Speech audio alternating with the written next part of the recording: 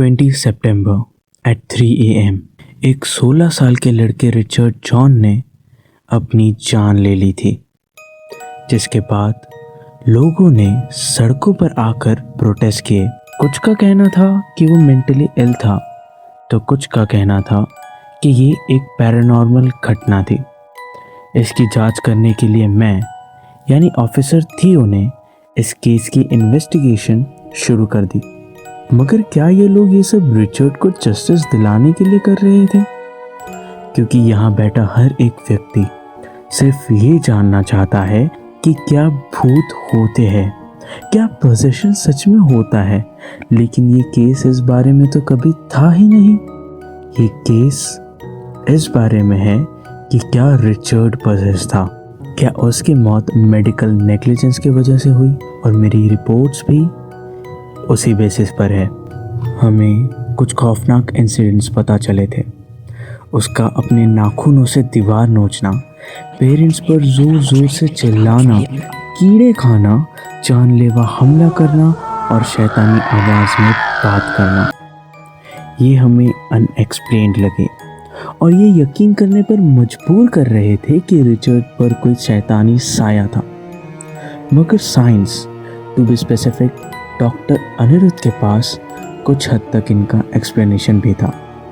According to him, Richard को dissociative trance disorder हुआ था, जिसके हिसाब से ये सब उसके ब्रेन में ही चल रहा था और वो पोजेस्ड नहीं था।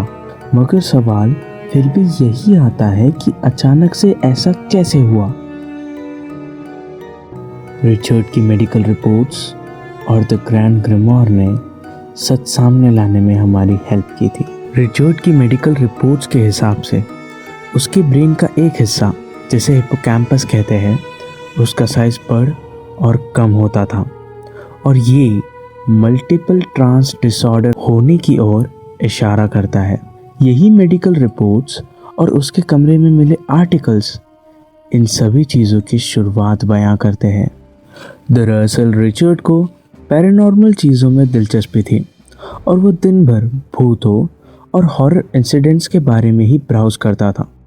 इनफैक्ट शैतानों से संपर्क बनाने के लिए उसने द ग्रैंड ग्रिमोर का इस्तेमाल किया और उसके बाद से ही ये घटनाएं घटना शुरू हुई।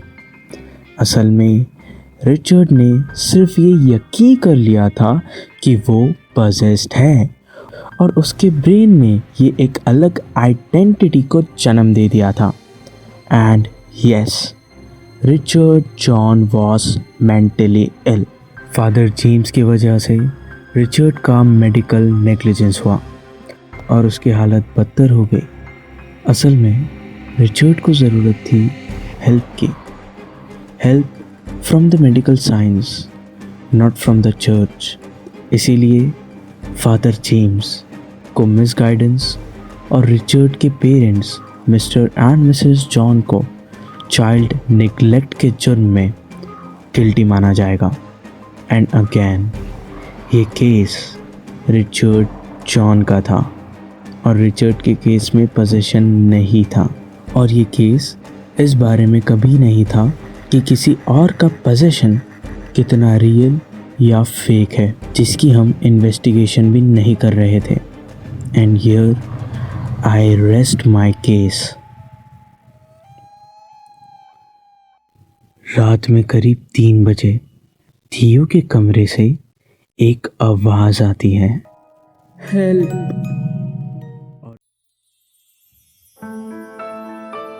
तो ये हमारी कहानी का कंक्लूजन था। मैं ये ज़रूर जानना चाहूँगा कि आपको ये सीरीज़ कैसी लगी, तो आप मुझे कमेंट सेक्शन या फिर चैनल के इंस्टा हैंडल, जिसका लिंक डिस्क्रिप्शन में है, वहाँ से रीच कर सकते हैं।